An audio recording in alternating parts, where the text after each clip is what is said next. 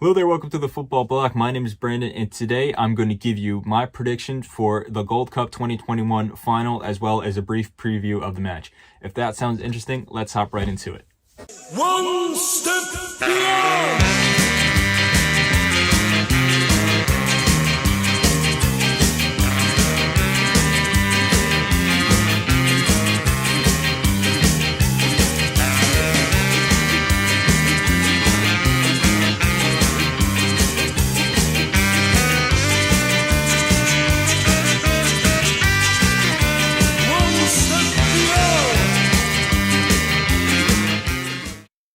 Alright, so we have officially the last two teams left in the Gold Cup for this year's tournament, and we have the usual suspects in the United States versus Mexico. The heated rivalry, the two biggest teams in North America, a repeat final of the 2019 final, which Mexico won, and the U.S. will be looking to get revenge on Mexico, whereas Mexico will be looking to defend their title.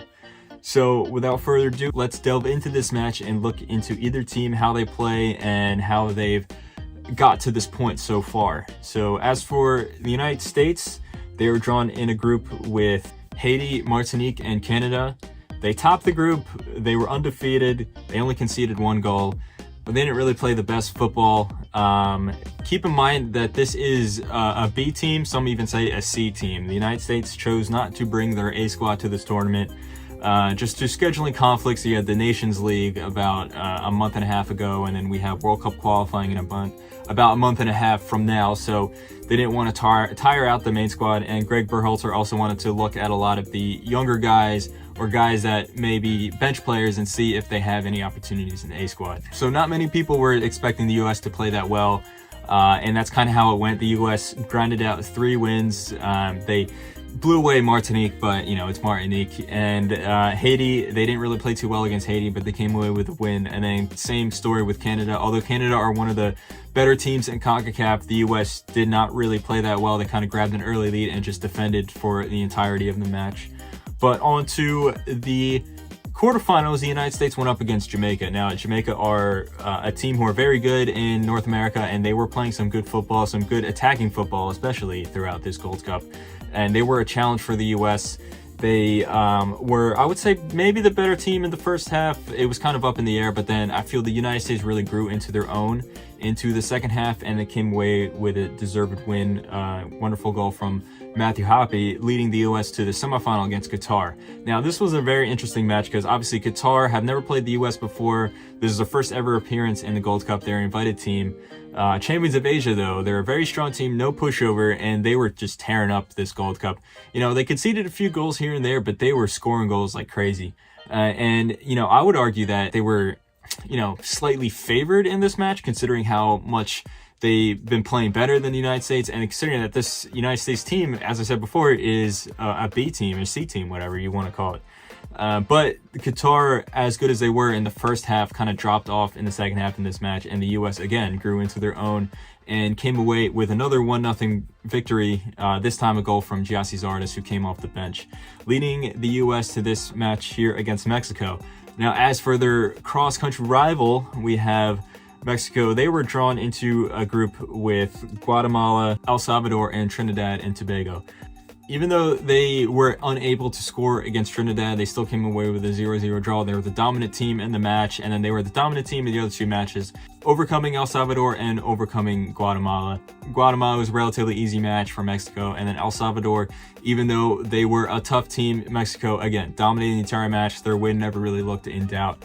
And then on to the quarterfinals. If Mexico faced Honduras, and if there was one issue that this Mexican team had, it was that they looked like they were a little scared in front of goal. Maybe not scared is the right term, but they created a lot of chances, but were unable to finish them, and they broke that duck against Honduras, blowing away their opponents 3-0.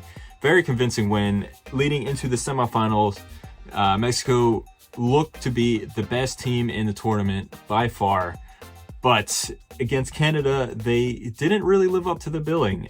They came away with a win, a 2-1 win, but they won by the skin of their teeth. And Canada were you can argue the better team for parts of the match, maybe even majority of the match. Now, Mexico did what they had to do to win. A controversial game for many reasons, but Mexico find themselves in the final against the USA, and it is a very interesting matchup because it's kind of up in the air. Now, if you just look at these two teams on paper and you say, okay, well, this is essentially Mexico's A squad. Like, yes, they are missing a few major players through injury, but you know, this United States squad does not have any of the main players. There's no Pulisic, there's no McKennie, there's no Zach Steffen, there's no Tyler Adams, no Gio Reyna, none of those guys.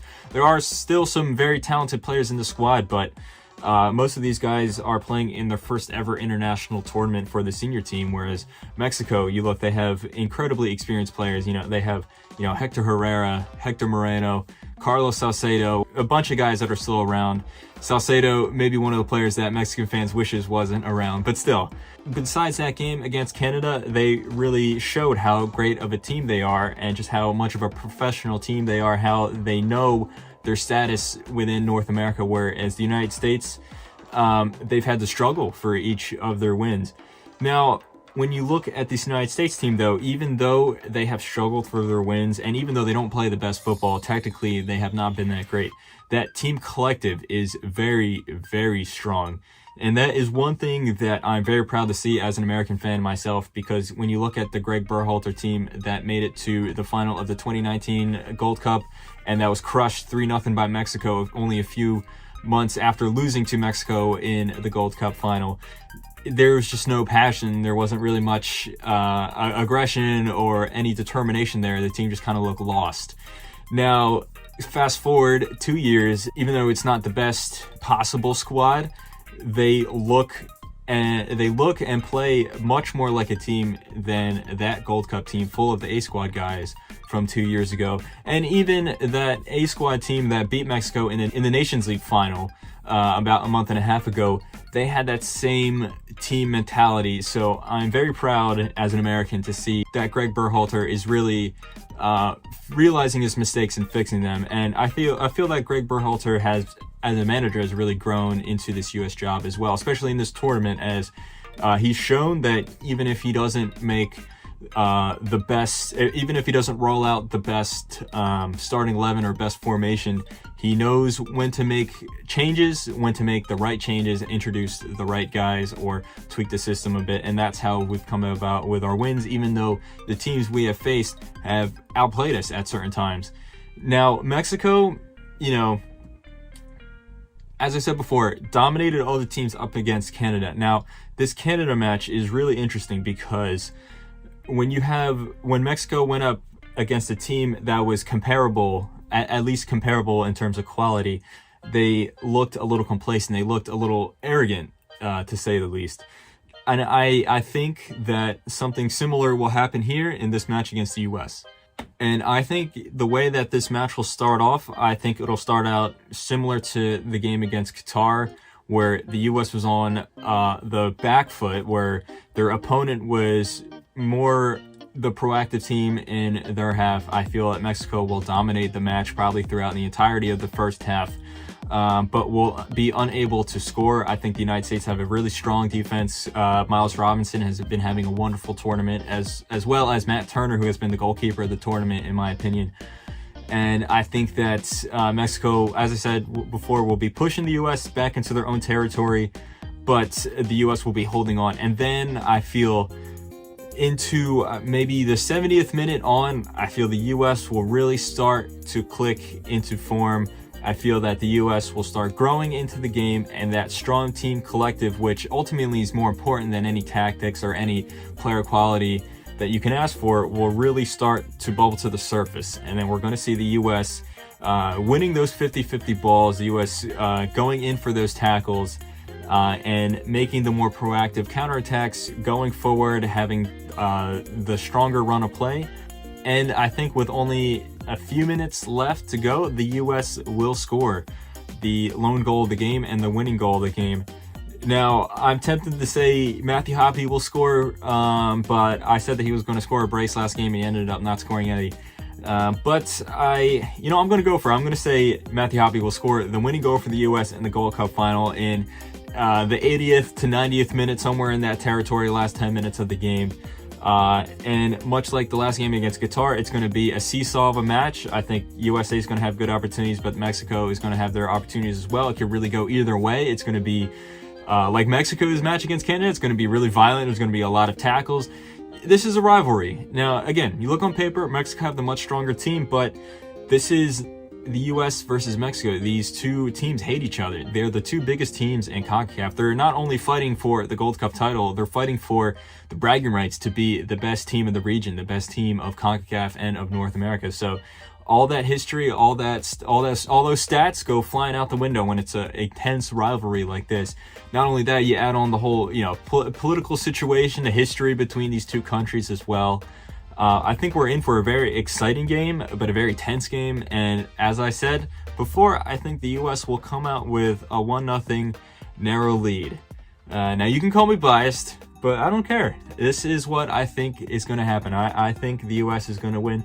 And, again, you can call me whatever you want. I think the U.S. is going to be the champions of the Gold Cup 2021. I won't be surprised if Mexico win. However, I will admit that, this is really a toss-up. It can go either way, but when it comes down to it, if I had to bet money, I'm going to say the U.S. will overcome their heated rival in Mexico. So anyway, guys, that has been my prediction and my preview for the 2021 Gold Cup final. Let me know what your predictions are in the comments below. Do you think Mexico will defend their title, or do you think the United States will get revenge for that 2019 loss to Mexico? So anyway, guys, my name is Brandon. This has been the Summer Football Fest presented to you by the Football Bloc. Make sure to like, comment, and subscribe. And I hope you guys have a nice rest of your night. One step beyond.